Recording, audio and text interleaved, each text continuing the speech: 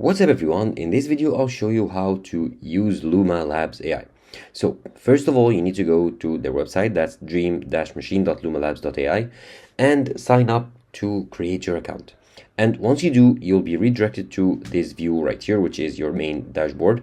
So since I'm on the wait list right now for having my license, I'll just show you the steps you need to do. So here I'll choose a theme right here, let's say Cosmic Bubble. And then here, as you can see, I'm on the waitlist. However, this is the place where you write your prompt and it'll generate a video based on this prompt. So you can view here the videos that are generated. You can modify the video, you can download it, you can have more videos like this or extend it. So if you click on modify, as you can see, you need to subscribe to the paid plan or wait for your turn in the waitlist. However, you can edit here the description or the type of media, if it's an image, video, the aspect ratio, the resolution, keyframe, reference, and modify. And if I go to video, you have other controls right here.